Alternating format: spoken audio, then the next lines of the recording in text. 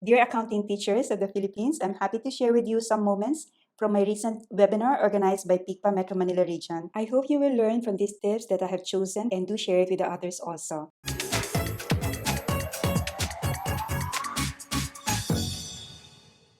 You teachers, I wanted to share that there's this economist who started recording herself doing her lectures. I was laughing when I saw this comment of hers. If I was a student, I would not want to watch this. So I think that's my first tip. I recommend that you don't go replicating the entire classroom instruction online. Why? Because you have competitors. If on the fourth minute, the students will be bored already and do not know where you're going, even with all your expertise, they might go to YouTube and just look for that problem number one. Company did this. So they can just put the first phrases of a problem or an exercise, and probably another teacher in another part of the world or another part of the Philippines is explaining it online. I would recommend not to embark on putting all of your classroom hours on video. We have to have a combination of a few minutes of video of yourself and then somehow having a guest speaker, which means that you show or you give a link of another speaker who is explaining it, another teacher who is explaining it in another way.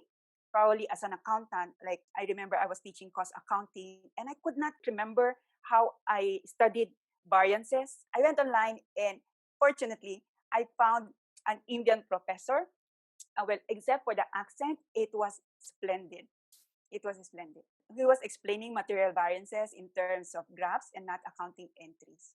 So thumbs up. I really recommend it to my students to follow this professor if they could understand the accent. But then again, if I will tell you later on, there are captioning in YouTube so that if you can't understand the accent, then you can just switch on the captions. Okay, so that's the beauty of having your video online. You don't have to pay someone to do the captioning. With artificial intelligence, your laptop can do it right now. YouTube does it. So no problem with that. So that's just the first tip that I wanted to say. Don't embark on videoing yourself 18 weeks, twice a week, giving the lecture. It's a lot of effort that can be wasted. Okay. Well, I think the first test is if you will really sit down watching yourself for 45 minutes, no? If you'll be happy with it, baka some other people will be happy with it also. But if you yourself wouldn't like it, then don't record yourself in the future with a 45-minute lecture. I mean, now I learned this one. Do you see this? That's I just put how to Google search. And actually, the good thing about Google is that it tells you exactly, just listen from here. So wonderful, no? Actually, in this video, how to Google like a pro, it had 8 tips. I don't know why Google asked me to start listening from 1 minute. So anyway, very wonderful tips. So if you are new to the online teaching, you have to have another assistant, which is Google search. So many things can be learned from Google search. Okay, I tell you because many people are like they got used to asking a human being, no. But then I say, today I'm going to be in my room. I'm going to concentrate. And how will you get answers if you don't go to Google search? So actually, I'm really thinking for people of a certain age, like they're new to the computer, I'm going to do a YouTube video, how to Google search. And you say, do people still do that? Well, you just type it. And then if you just say how to Google and then immediately show search, many people are searching how to Google search. So that's an easy way to know if people are problematic about it and you can help them with that. Okay. I see the discussion on team teaching. I'm going to discuss that because it's part of the institutional challenges that we learn from team teaching, team effort, Especially, for example, you do a live webinar, you cannot attend to the comment. Somebody says the sound is not good. I cannot, it's quite difficult to be a one-woman show here. Of course, other people are helping me in PICPA. They're probably moderating the comments, but you really need somehow team effort. Team teaching can really work here with the online teaching. Okay, so that's good that in UST, they say, Guillermo said that you divide the topics and provided the presentation Okay, that's good. How effective is Canvas as an LMS? I've used it for one semester. I actually prefer the Moodle, but then I used the Moodle for about 3 years. So it really takes practice. And with Canvas, I think one of the teachers here in the links that I will propose to you said you have to simplify. I don't know if you use Canvas, but there's so many things there. And for a student who is used to one image, one slide, looking into the Canvas is really like, it can be very confusing. These are tips and tricks for teaching in the online classroom, and I wanted to share to acknowledge good responses publicly. Okay. Actually, in the e-com, with live streaming, I can also use, you didn't hear that, no? I have sound effects here, like an applause. So I use that for live streaming, for good questions, okay? So what some students are saying about the switch to remote teaching and learning, are you interested? I'm going to give you the link right now if you cannot see it. It's amusing. This has been done in Canada and the US. I hope that we can do something similar here. So what did they say?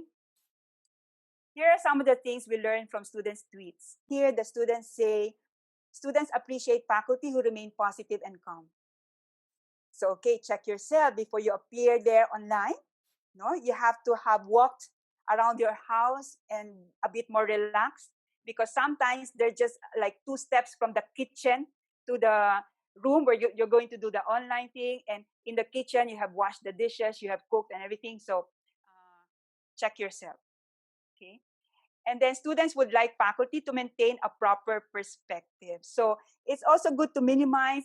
I think, personally speaking, sometimes you can be distressed with the fake news and all the different conspiracy theories. So check yourself, because by osmosis, all of this will enter and somehow it will come out in your lecture.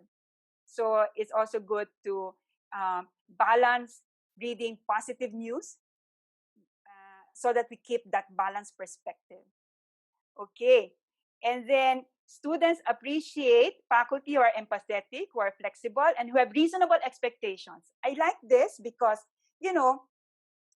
we cannot be too task-oriented. We have to be more people-oriented these days. So you cannot immediately start the class. Okay, now let's go to the topic, So we have to ask people, because somehow you don't know whether they already had breakfast, whether they were able to go out and get food. So these are difficult times. So it's very good to be empathetic. Okay. You don't know if the parents lost their jobs. Okay. And then here, professional behavior norms benefit students as well as faculty. Okay. So a number of students posts mentioned seeing other students lie down and take a nap on camera or show up shirtless to a webinar. Okay, I remember I had a webinar recently and I had someone multitasking, a mother who was multitasking and was like having those exercises, whereas the others are like prepared to take some notes.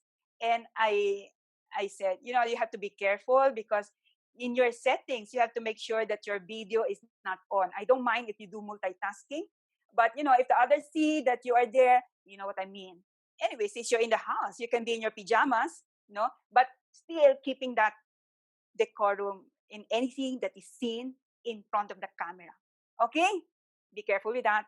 And then students want faculty to be comfortable with technology. Again, a little bit of breathing. If you feel so tense, then the students get tense.